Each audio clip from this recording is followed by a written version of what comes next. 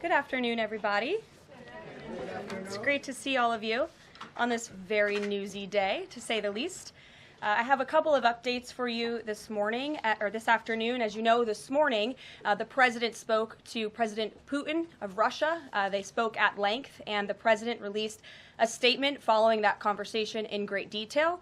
I can also confirm that the president just recently got off the phone with President Zelensky of Ukraine. His truth is as follows. I just spoke to President Zelensky of Ukraine. The conversation went very well. He, like President Putin, wants to make peace.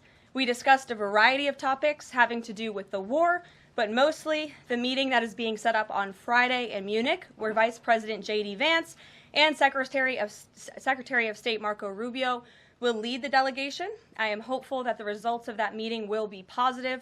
It is time to stop this ridiculous war where there has been massive and totally unnecessary death and destruction. God bless the people of Russia and Ukraine.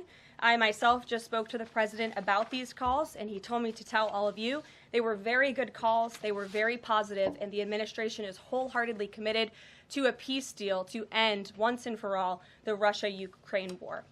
More on that later. I'm sure you'll have more questions to ask. This week, the president has continued to deliver on his promises to the American people. According to new polling that was released at the beginning of this week by CBS News, an overwhelming 70% of Americans said that President Trump is following through on what he pledged to do during his historic campaign. The poll also revealed that Americans see President Trump as a tough, energetic, focused, and effective leader fighting hard to improve their lives and our country. And yesterday, in particular, was a truly special day for the United States of America. Thanks to the great leadership of President Trump and the strong and tough leadership of President Trump, Mark Fogel, an American teacher detained by Russia, was returned to American soil and met with the president here at the White House last night. Special Envoy Steve Witkoff and the rest of President Trump's incredible national security team helped to negotiate the exchange that secured Mark Fogel's release. This event shows a good faith effort from Russia, and it's a sign, as I just said, that we are moving in the right direction to end this brutal war. Malphine Fogel, Mark's 95-year-old mother, was understandably very worried that she would never see her son again after his arrest in 2021. Mrs. Fogel was actually slated to join President Trump on stage at the July 13th Butler, Pennsylvania rally to speak out for Mark, and then the infamous assassination attempt against President Trump took place. But that day, before the rally, President Trump promised Mark's mother that when he returned to the White House, he would bring her son home. God saved President Trump's life on that day in Butler, Pennsylvania, and now Mark Fogel is back home safely with his family as a result. God is good. The president also continues to bring back common sense to our government. This week, he signed an EO to end the procurement and forced use of paper straws. Taxpayer dollars were wasted on these non-functional and massively unpopular products for no other reason than it made radical activists feel good about themselves. And on trade, President Trump continues to take bold action to protect America's critical steel and aluminum industries, much like he did in his first term. And the president signed proclamations to close existing loopholes and exemptions to restore a true 25% tariff on steel and elevate the tariff on aluminum to 25% as well. This administration believes these tariffs will protect our national security and put American workers first. And in the Oval Office yesterday with Elon Musk, President Trump took further action to make our federal government more efficient and effective. He signed an EO implementing the DOGE Workforce Optimization Initiative. Now agency heads will coordinate and consult with DOGE to significantly shrink the size of the federal workforce and limit hiring to essential positions only. The unaccountable bureaucracy will finally be reined in. On another important matter this morning, Senate Republicans continued to confirm President Trump's exceptionally qualified nominees, most recently Director of National Intelligence Tulsi Gabbard, who will be joining us later at the White House for her swearing-in ceremony. It's imperative that the remainder of the president's cabinet nominees are confirmed as quickly as possible. On another important matter this week, illegal alien criminals continue to be arrested and sent home as part of the ongoing mass deportation effort of the Trump administration. Just this week, 2 planes with 190 Venezuelan illegal aliens arrived in the Venezuelan capital from Fort Bliss, Texas. Here are some of the criminal illegal aliens who were arrested in the country this past week. ICE Atlanta arrested a citizen of Nigeria who had been convicted of money laundering. ICE San Antonio arrested a citizen of Mexico who had been convicted of assault. ICE Denver arrested a citizen of Mexico who had been convicted of aggravated assault. And ICE Houston arrested a citizen of Mexico who had been convicted of aggravated assault. Now, before I take questions, I would like to address an extremely dishonest narrative that we've seen emerging over the past few days. Many outlets in this room have been fear-mongering the American people into believing there is a constitutional crisis taking place here at the White House. I've been hearing those words a lot lately. But in fact, the real constitutional crisis is taking place within our judicial branch, where district court judges in liberal districts across the country are abusing their power to unilaterally block President Trump's basic executive authority. We believe these judges are acting as judicial activists rather than honest arbiters of the law, and they have issued at least 12 injunctions against this administration in the past 14 days, often without citing any evidence or grounds for their lawsuits. This is part of a larger concerted effort by Democrat activists and nothing more than the continuation of the weaponization of justice against President Trump. Quick news flash to these liberal judges who are supporting their obstructionist efforts: 77 million Americans voted to elect this president, and each injunction is an abuse of the rule of law and an attempt to thwart the will of the people. As the president clearly stated in the Oval Office yesterday, we will comply with the law in the courts, but we will also continue to seek every legal remedy to ultimately overturn these radical injunctions and ensure President Trump's policies can be enacted.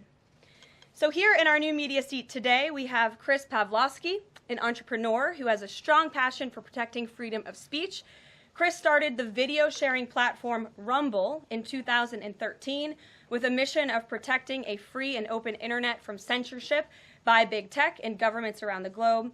The platform has always been a place for independent creators to share their authentic opinions, and they have always included President Trump, in contrast to the way he was censored by other platforms in years past.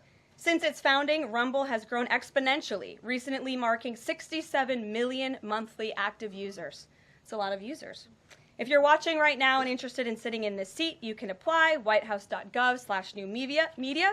With that, I will take your questions. And Chris, why don't you kick us off on this very busy news day? Karoline, thank you very much to you and President Trump. It's an honor to be sitting here in the new media seat for the White House press briefing and to be able to demonstrate why freedom of expression is so important. Rumble was the victim of censorship at the hands of multiple foreign governments. It's clear there are still many countries who oppose free speech and even target American companies. Can you describe what the administration will do to protect U.S. interests and values worldwide?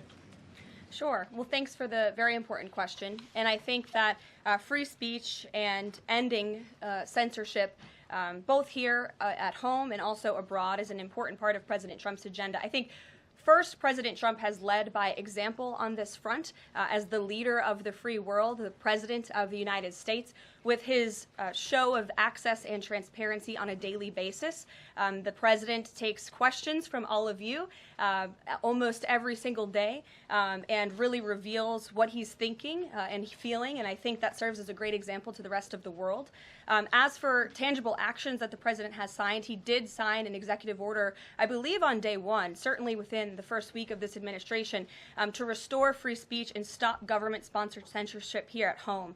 And the EO made it very clear that federal employees are not allowed to engage in any activity that would infringe upon the American people's right of free expression. So I think the president has led quite strongly on this. And I would just add, this is part of the reason we have a new media seat, to invite new voices into this room. Again, we're going to need to expand this room because so many people are interested, and we're very excited about that. It's a privilege to cover this White House, but we want all voices to be heard. So thanks for being us with here, Chris, and I hope you enjoy the briefing. Sure.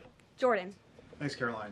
Data out this morning showed that consumer prices were up across a variety of goods, and just before that report, though, President Trump called for lower interest rates. The Fed said it's holding rates steady to try and tamp down further inflation. So how would lowering rates help keep inflation in check for the American people? Sure. Well, first of all, on the inflation point, we did receive those numbers, and they were worse than expected, which tells us that the Biden administration indeed left us with a mess to deal with.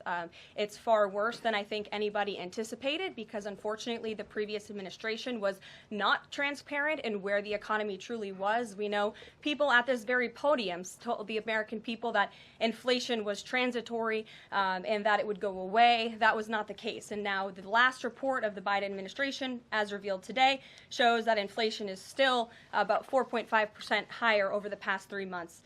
This is an indictment on the Biden administration's mismanagement of the inflation crisis and their lack of transparency in addressing it. As for tackling inflation and interest rates, the president has made his position on this very clear. He wants interest rates to be lower, he wants inflation to be lower, and he believes that the whole of government economic approach that this administration is taking will result in lower inflation. I have said that from this podium many times. The president had record low interest rates and inflation rates in his first term. He believes that the economy can handle it and withstand it. And we're doing a lot to tackle the inflation effort on this front. It's a whole of government economic approach, and I've talked about what we're doing to tackle inflation quite a few times from this podium. What about the on reciprocal tariffs? That's going to come before Prime Minister Modi's visit tomorrow. I do believe it will come before the Prime Minister's visit tomorrow, and I will let the President discuss the details on the reciprocal tariff front. But this is something he believes strongly in, and it's very simple logic as to why the President wants to impose reciprocal tariffs. It's the golden rule, which we all learned when we were growing up in school. Treat others the way you want to be treated, and far too many nations around this world have been ripping off the United States of America for far too long, and that's why the President believes this will be a great policy that will benefit American workers and improve our national security. JJ. On Doge and the fraud claims, Elon Musk in the Oval yesterday gave us some information on that. We're just wondering if there's some proof, evidence. Is the White House willing to share evidence of those fraud claims, or can Elon Musk come to the briefing room and share material evidence of what he's talking about? Sure. I would love for Elon Musk to come to the briefing room. That's why we had him go to the Oval Office yesterday, where I think he provided great answers. He was speaking in layman's terms, speaking common sense to all of you in the media, but also to Americans at home. But I would say especially to all of you in the media, because I think it's a real fallacy that there's this alleged lack of transparency when it comes to Doge. President Trump and Elon Musk have been incredibly transparent on what Doge is doing. There is an X account with the Doge handle. They are tweeting out what they are doing on a daily basis. They have a website where they are posting the receipts of the contracts that they are reviewing and the payments that they have stopped from going out the door. The secretaries of our departments have stopped from going out the door. And I would also say that before it was Elon Musk making our government efficient and accountable, it was some unnamed bureaucrat that none of you knew. Elon Musk is the richest man in the world. He's also now one of the most highly scrutinized men in the world alongside President Trump because of what he's doing and the access that he is allowing. So there's great transparency. As for the actual receipts, we are happy to provide them, and I actually brought some today because all of you know I love to bring the receipts. We have contracts upon contracts that we can send and provide this information to you. Let me be very clear. We are not trying to hide anything. We have been incredibly transparent, and we will continue to be. These are screenshots of contracts that Doge found across our government. This is a DEI contract, $36,000 for U.S. citizenship and immigration services. That is against the president's policies and his America First agenda. This is a $3.4 million contract, a Council for Inclusive Innovation at the U.S. Patent and Trademark Office, Department of Commerce, another DEI contract that Doge identified. I can continue to go through these.